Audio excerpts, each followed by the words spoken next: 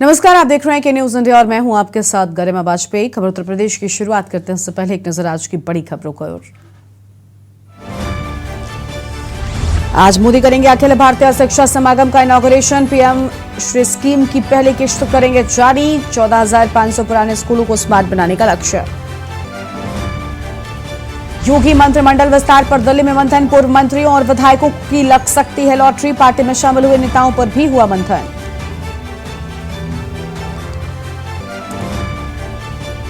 BJP के विपक्ष में बड़ी सेंधमारी लगातार जारी। जल्द ही कई बड़े विपक्षी नेता ज्वाइन करेंगे बीजेपी। सपा के कई नेता बीजेपी में हो सकते हैं शामिल। यूपी में तेजी से फैल रहा आई कंजक्टिवाइटिस। अचानक बढ़ी मरीजों की संख्या, अब बच्चे भी चपेट में।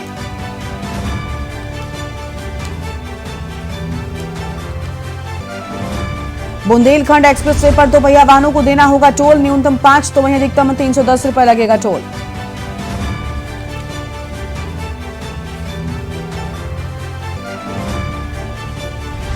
यूपी के साथ ही जिलों में भारी बारिश का अलर्ट। कई जिलों में बिजली गिरने की भी आशंका। पूर्वी यूपी में अब 31 जुलाई तक बारिश का अनुमान। आप देख रहे हैं के न्यूज, खबरों का सारथी। और अब खबरों की ओर रुख करते हैं विस्तार से। लखनऊ से अहम खबर आपको हम बताते हैं, जहां पर पश्चिम और अवध के बाद बसपा में पूर्वांचल में बदलाव। संगठन मजबूत करने में हटाए जाएंगे लापरवाह पदाधिकारी। बसपा मुखिया सभी कोऑर्डिनेटरों के काम की समीक्षा कर रही हैं और चुनावी तैयारी में जुटी मायावती कोई भी चूक नहीं चाहती हैं। पश्चिम और अवध के कई क्षेत्रों में बदलाव हुआ। 2 मंडलों को बनाया एक जोन और इसके साथ ही शमसुद्दीन राइन को मिला वेस्ट यूपी का जिम्मा और पूर्व एमएलसी प्रदीप जाटव को पद से हटाया गया। अहम खबर आपको हम बता दें, पश्चिम और अवध के कई क्षेत्रों में बदलाव से जुड़ी अहम खबर आपको हम बता रहे हैं। बदलाव को लेकर यह अहम खबर, जहां पर 2 मंडलों को एक जोन बनाया गया है। तो 2 मंडलों को एक जोन बनाए जाने की बात सामने आई है। फिलहाल ये अहम खबर आपको हम बता दें और उसके साथ ही शमसुद्दीन राइन को लेकर भी अहम खबर सामने आई है, जहां पूर्व एमएलसी प्रदीप जाटव को पद से हटा दिया गया है। ये भी जानकारी सामने आ रही है। तो यह अहम खबर आपको हम बता दें, जहां पर आने वाले चुनाव को लेकर बसपा भी पूरी तरीके से एक्टिव हो चुकी है और कोई भी कोरकसर नहीं छोड़ना चाहती है और इसी के चलते संगठन को मजबूत करने के लिए यहां पर बड़े बदलाव भी किए गए हैं। लखनऊ और कानपुर मंडल में सक्रिय रहेंगे। तो यह हम जानकारी आपको हम बता दें, जहां पर लखनऊ और कानपुर मंडल में रहेंगे सक्रिय। हर मंडल में कई प्रभारी बना दिया गया। और अहम खबर आपको हम बता दें, पश्चिम और अवध के बाद अब बसपा में भी पूर्वांचल की ओर से ये बड़े बदलाव किए जाने की बात सामने आई है। तो यह हम खबर आपको हम बता दें, संगठन मजबूत करने के लिए लापरवाह पदाधिकारियों को हटाए जाने की बात सामने आ रही है। तो संगठन की मजबूती के लिए अहम कदम उठाए जाने की बात सामने आई है।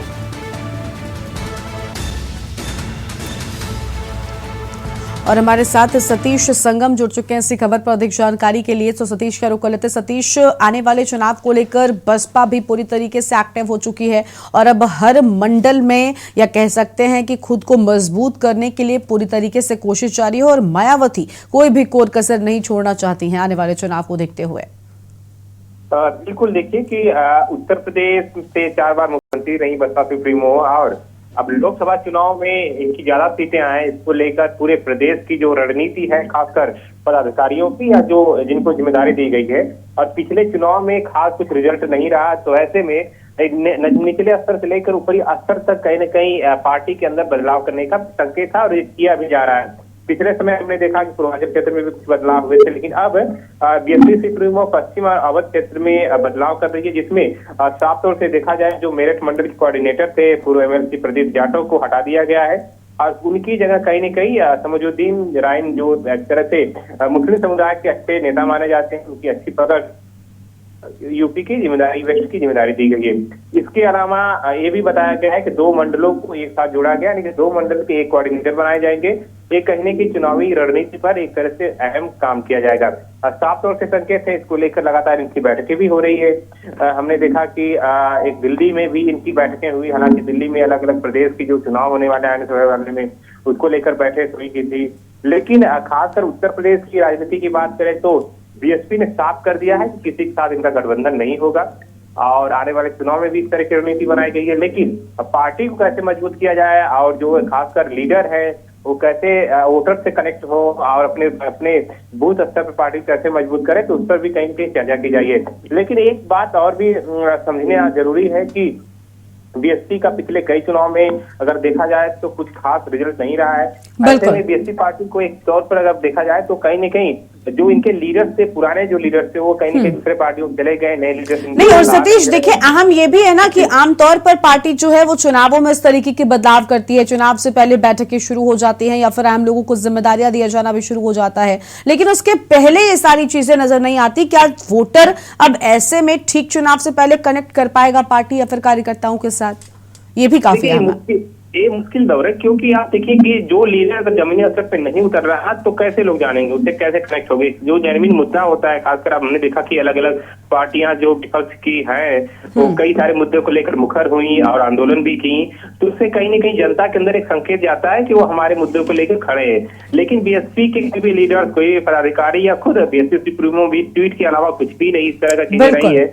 बड़े बड़े स्तर पर मुद्दे रहे जो जेन्युइन स्तर पे अगर देखा जाए, जमीनी स्तर पर इनके पदाधिकारियों को उतरना चाहिए, आंदोलन में शामिल होना चाहिए। यानी धरातल पर सक्रियता पार्टी के नेताओं की और खुद पार्टी की जरूरी है, इसके बाद ही कहीं ना कहीं दाल गलेगी, अदरवाइज कुछ नहीं होने वाला। शुक्रिया सतीश आपका हमारे साथ जुड़ने के लिए और अधिक जानकारी हमारे दर्शकों तक पहुंचाने के लिए। तो हर मंडल में कई प्रभारी यहाँ पर बनाए गए हैं। अहम खबर आपको हम बताते हैं और अब नए लोगों को जिम्मेदारी सौंपी गई है। पश्चिम और अवध के बाद अब बसपा में पूर्वांचल में बदलाव की बात सामने आई है, तो यह जानकारी आपको हम बता रहे हैं।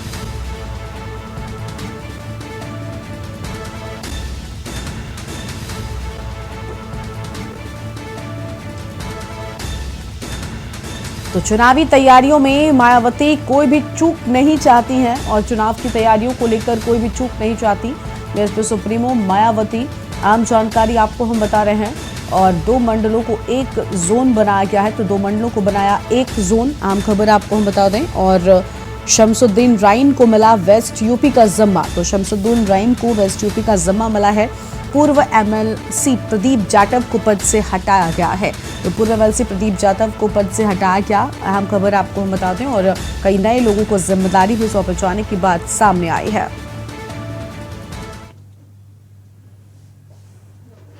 और अगली खबर का रुख कर लेते हैं। अगली खबर भी लखनऊ से ही है, जहां पर जुरासिक पार्क में लगेंगी डायनासोर। किंग कॉन्ग और मैमथ के रियल साइज मॉडल लखनऊ विकास प्राधिकरण के द्वारा निर्माण होगा। जनेश्वर मिश्र पार्क में लगभग 5 एकड़ में पार्क बनेगा और अत्याधुनिक सेंसरों से युक्त होंगे सभी मॉडल। ब्रीदिंग व साउंड इफेक्ट के साथ देखेंगे डायनासोर का मूवमेंट। रोमांच के साथ ही शिक्षाप्रद भी होगी जुरासिक पार्क की यात्रा। डायनासोर की उत्पत्ति से लेकर विलुप्त होने तक दिखेगी कहानी और अत्याधुनिक सेंसरों से युक्त होंगे सभी मॉडल। और प्राधिकरण के उपाध्यक्ष के समक्ष हुआ टेंडर का प्रेजेंटेशन टेक्निकल बिड के मूल्यांकन के बाद जल्द ही शुरू हो जाएगा। तो यह हम जानकारी आपको बता दें, जहां पर जल्द ही शुरू हो जाएगा।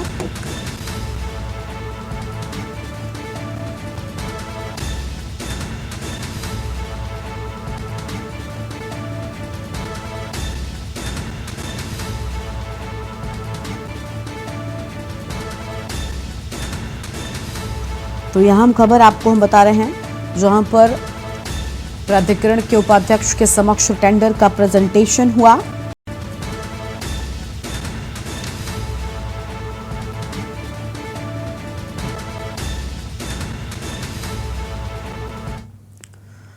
और फरीदाबाद से आम खबर आपको बताते हैं, जहां पर सरकारी योजना कमीशन की भेंट चढ़ी है और जल निगम की जल जीवन मिशन योजना में बड़ा खुलासा होने की बात सामने आई है।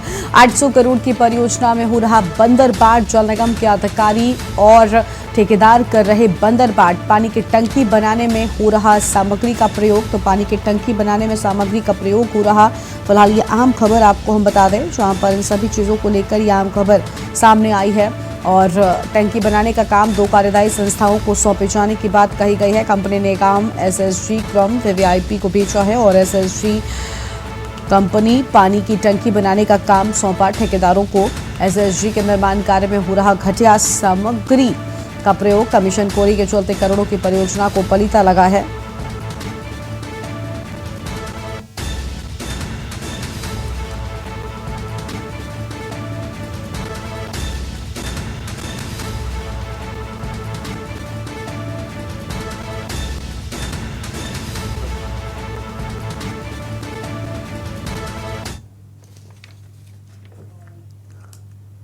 तो 800 करोड़ की परियोजना में बंदर बांट।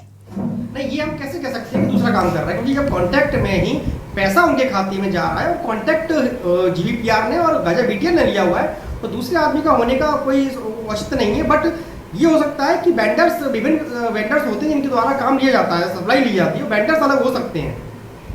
जल निगम में वर्तमान में 2 एजेंसी हैं जो काम कर रही है। फेज 2 में मैसेज जीवीपीआर कर रही है और फेज 3 में मैसेज बीटीएल का कर रही है। लेकिन मौके पर तो कोई दूसरी एजेंसियां काम कर रही हैं। मौके पे तो दूसरी एजेंसी नहीं, कंपनी तो वही है। हो सकता है कि बाकी कंपनियों के साथ मिलके कर रहे हो, लेकिन एजेंसी तो वही तो है, हम तो ही। उससे गुणवत्ता पे फर्क नहीं पड़ रहा आपकी? नहीं, गुणवत्ता पे कोई फर्क इसलिए नहीं पड़ेगा क्योंकि एक तो हमारे जेईई भी विजिट करते हैं और साथ साथ जनपद हेतु एक टीपी एजेंसी नामित की गई है, तो वो टीपी एजेंसी पूरा वेरीफाई करती है, अपनी रिपोर्ट लगा के उसी के आधार पे आगे कार्रवाई की।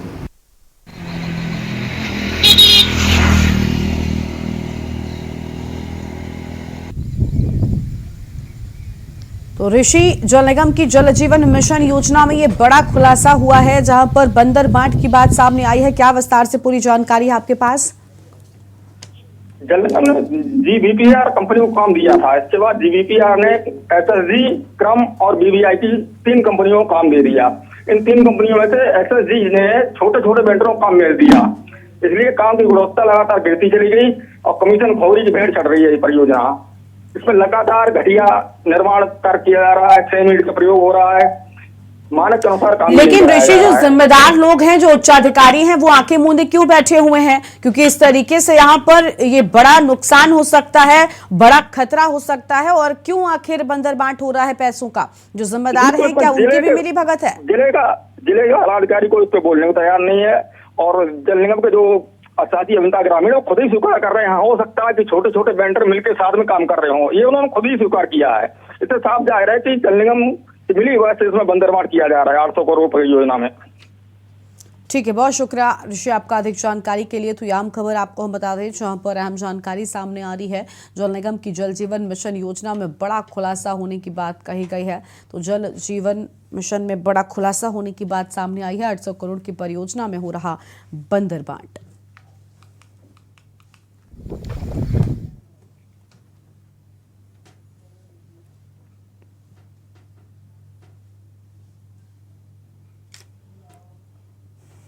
और अगली खबर भी फर्रुखाबाद से ही है, जहां पर ब्लॉक प्रमुख पति और बीजेपी नेता पर फायरिंग हुई है। ताबड़तोड़ फायरिंग से इलाके में सनसनी फैल गई है।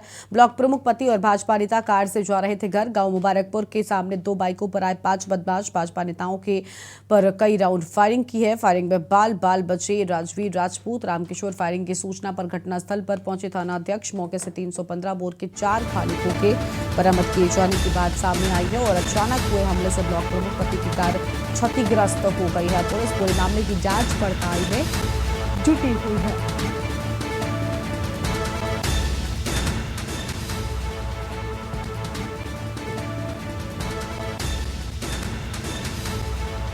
तो भाजपा नेताओं के घर पर कई राउंड फायरिंग किए जाने की बात सामने आई है। फायरिंग में बाल बच्चे राजवीर राजपूत, रामकिशोर।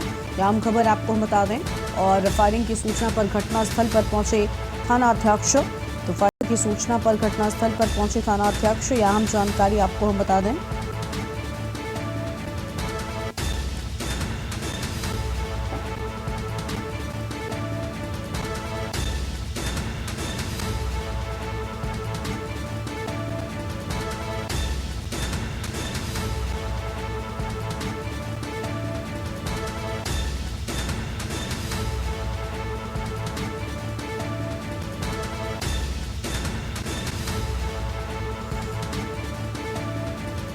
तो यहाँ हम खबर फर्रुखाबाद से, जहां पर ताबड़तोड़ फायरिंग से इलाके में सनसनी मच गई है।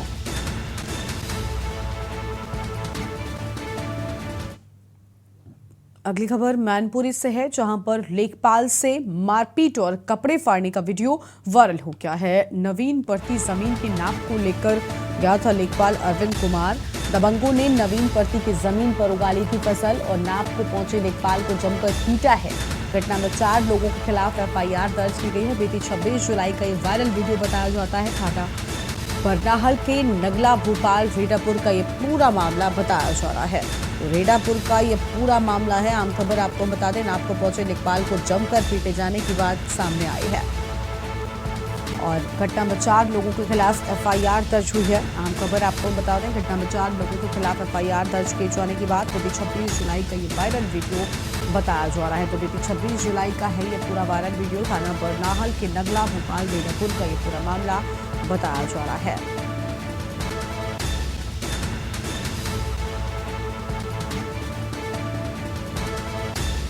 नवीन पड़ती जमीन के नाप को गया लेखपाल अरविंद कुमार और यहां पर जमकर पिटाई हुई, जिसका वीडियो भी सामने आया। दबंगों ने नवीन पड़ती की जमीन पर उगाली थी फसल। आम खबर आपको बता दें, जहां पर नाप को पहुंचे लेखपाल को जमकर पीटा है। नाप को पहुंचे लेखपाल को जमकर पीटा गया है। आम जानकारी आपको बता दें, तस्वीरें भी आपको हम दिखा रहे हैं। और घटना में 4 लोगों के खिलाफ एफआईआर दर्ज किए जाने की बात सामने आई है।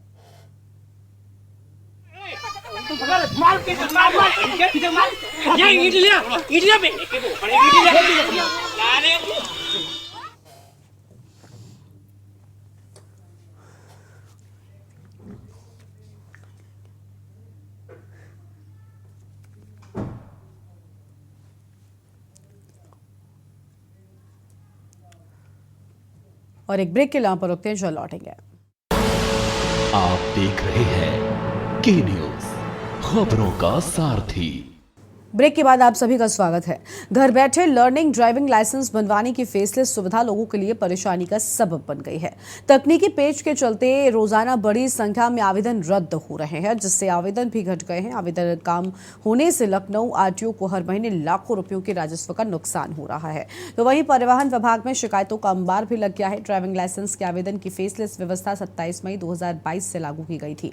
इसके बाद से डीएल आवेदन और ऑनलाइन टेस्ट में खामियों की शिकायत बढ़ गई और आवेदन घट गए। तो वहीं इस विषय में एआरटीओ प्रशासन अखिलेश द्विवेदी का कहना है कि नई व्यवस्था होने के चलते लोगों में इसकी जानकारी का अभाव है और जिसके चलते आवेदकों की संख्या घटी है।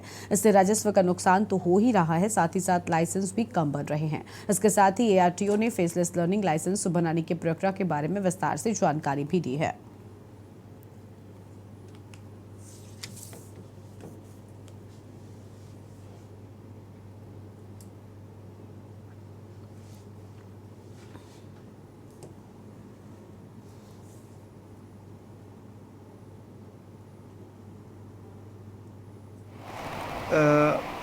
ऑनलाइन के ज़माने में लर्नर लाइसेंस के आवेदकों के लिए विभाग द्वारा यह सुविधा दी गई है कि वो अपने आधार कार्ड से अपने डीएल को लिंक करके लर्नर लाइसेंस का आवेदन फॉर्म भर सकते हैं और ऑनलाइन शुल्क जमा करके वो हमारे कार्यालय की वेबसाइट पे अपलोड कर देंगे।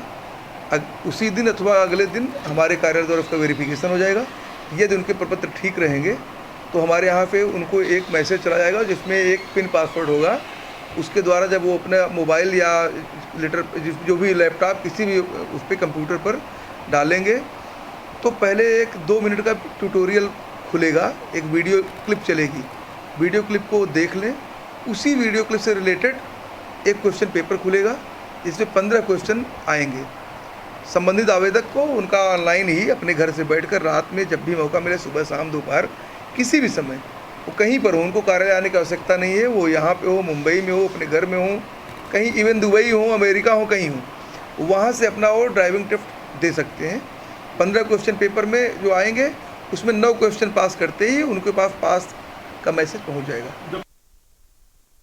आवेदकों की सुविधाओं को बढ़ाने के लिए लगातार प्रयास कर रहा है। इसी कड़ी में जो आरटीओ ऑफिस सरोजनी में है, उसमें जो अन्य जो ऑफिस हैं, लगातार जो काम है उनको ऑनलाइन की व्यवस्था की गई है। वहीं ऑनलाइन व्यवस्था होने से जो आवेदक हैं उनको काफ़ी ज़्यादा फायदा भी मिला है। लेकिन एक व्यवस्था ऐसी है जहां पर ऑनलाइन होने के बाद जो आवेदक हैं उनकी संख्या में काफ़ी कमी आई है। बात कर रहे हैं फेसलेस लर्निंग लाइसेंस की, जिसमें आवेदक अपने घर से ही आवेदन करके और लाइसेंस अपना लर्निंग प्राप्त कर सकता है। लेकिन जब से ये फेसलेस व्यवस्था लागू हुई है तब से लेकर आज तक जो आवेदनों की संख्या है उसमें काफ़ी कमी आई है।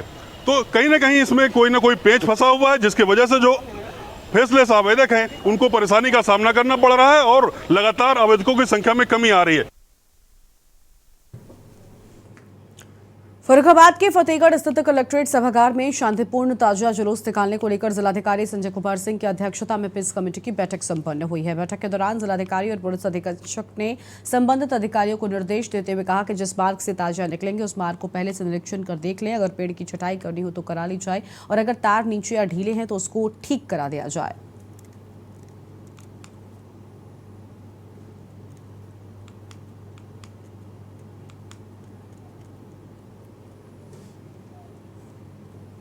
फर्रुखाबाद में शासन के निर्देशानुसार परिवहन विभाग के द्वारा 17 जुलाई से 31 जुलाई तक मनाए जा रहे सड़क सुरक्षा पखवाड़ा के अंतर्गत एआरटीओ प्रवर्तन सुभाष चंद्र राजपूत तथा यातायात प्रभारी रजनीश कुमार ने संयुक्त चेकिंग करते हुए मोहम्मदाबाद क्षेत्र में स्कूली छात्रों को जाती हुई 3 मारुति वैन को पकड़ा है। उन पर 1,02,000 रुपए का जुर्माना लगाया। मोहम्मदाबाद क्षेत्र में ही 3 ओवरलोड वाहनों को पकड़कर 85,000 का जुर्माना लगाया गया है।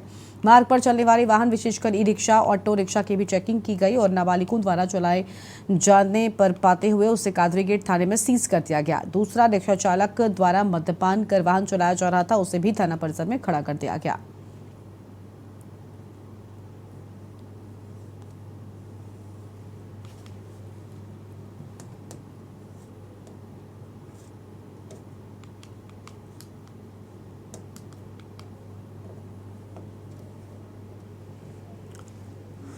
फर्रुखाबाद जनपद के कस्बा कामगंज स्थित N K academy English medium school में नन्हे मुन्ने बच्चों के द्वारा बड़े ही हर्षोल्लास के साथ आम महोत्सव मनाया गया। महोत्सव के दौरान क्लास पीजी, नर्सरी, एलकेजी व यूकेजी के नन्हे मुन्ने बच्चों के द्वारा बड़े ही उत्साह के साथ प्रतिभाग किया गया। महोत्सव के दौरान येलो कलर की ड्रेस और आम के स्वरूप में सजे बच्चों के द्वारा मैंगो गाने पर किया गया आकर्षक नृत्य विशेष आकर्षण का केंद्र भी रहा है। इस मौके पर आयोजित मैंगो पार्टी के दौरान बच्चों को आम और मैंगो टॉफी खिलाई गई। महोत्सव का शुभारंभ स्कूल के संस्थापक किशन प्रसाद अग्रवाल, इंदु रानी अग्रवाल, प्रबंधक अनुपम अग्रवाल, डायरेक्टर मधु अग्रवाल, श्रेष्ठा अग्रवाल, श्रुतिका अग्रवाल और श्रेया अग्रवाल, प्रधानाचार्य शिवानी प्रसाद व एचओडी मोहित दुबे द्वारा संयुक्त रूप से मां सरस्वती के चित्र पर माल्यार्पण कर व दीप प्रज्वलित कर किया गया है।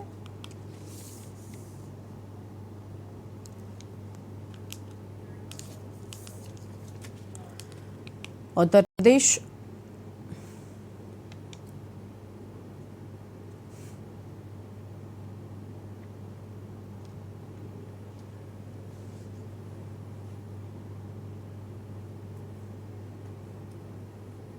और खबर उत्तर प्रदेश में आज उतना ही। आप देखते रहिए के न्यूज़ इंडिया। नमस्कार।